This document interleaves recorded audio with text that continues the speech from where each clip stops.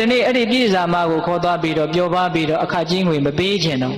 ဒီပြည်စာမကိုတတ်ပြီးတော့လက်ဝတ်လက်စားတွေကိုယူကြစို့လို့တိုင်ပင်တာအဲ့ဒါကိုအခန်းထဲကပြည်စာမကကြားကြည်စမ်းရက်ဆက်တဲ့လူတွေဒင်းတို့ငါ့ကိုအားနွဲလို့ဒီဘဝတတ်မယ်ဆိုရင်တတ်စီအောင်ငါကလည်းဒင်းတို့ကိုပြန်တတ်နိုင်တဲ့ငါဖြစ်ပါရစေလို့ဆုတောင်းတာဘီလူမကဟန်ဆောင်ထားတဲ့နွားမကခွင့်သက်လို့သုဘဗုဒ္ဓဘာဖြစ်တယ်ပေးရတယ်အဲ့ဒီဘီလူမတတ်တာ၄ယောက်ရှိတယ်လေသုဘဗုဒ္ဓရေ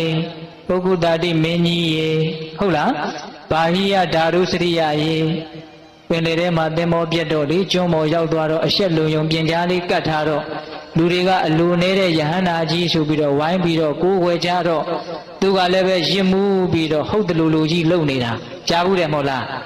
ပါဟိယဓာရုစရိယနောက်ပြီးတော့တံဖတ်ဓာတိကခိုးသားတွေကိုတတ်တဲ့လူသက်သမားကြီးပေါ့အဲ့ဒီ၄ယောက်ကိုဒီဘီလူမကတတ်တယ်ဘာလို့တတ်တယ်လဲဆိုတော့တခုသောဘဝတုန်းကသူကပြည့်စာမလေဒီလူတွေကြားဖို့တဲ့လူငယ်တွေအတွက်နည်းနည်းပြောပြမယ်အဲ့ဒီလူ၄ယောက်ကတထေးသား၄ယောက်ဖြစ်တယ်အဲ့ဒါဒီနေ့အဲ့ဒီပြည်စာမကိုခေါ်သွားပြီးတော့ပျော်ပါပြီးတော့အခကြီးငွေမပေးချင်တော့ဒီပြည်စာမကိုတတ်ပြီးတော့လက်ဝတ်လက်စားတွေကိုယူကြစို့လို့တိုင်ပင်တာအဲ့ဒါကိုအခန်းထဲကပြည်စာမကကြားကြည်စမ်းရက်ဆက်တဲ့လူတွေဒင်းတို့ငါ့ကိုအားနွဲလို့ဒီဘဝတတ်မယ်ဆိုရင်တတ်စီအောင်ငါကလည်းဒင်းတို့ကိုပြန်တတ်နိုင်တဲ့ငါဖြစ်ပါရစေလို့ဆုတောင်းတာအဲ့ဒါဘီလူမဖြစ်ပြီးတော့ဘဝတရားစီတ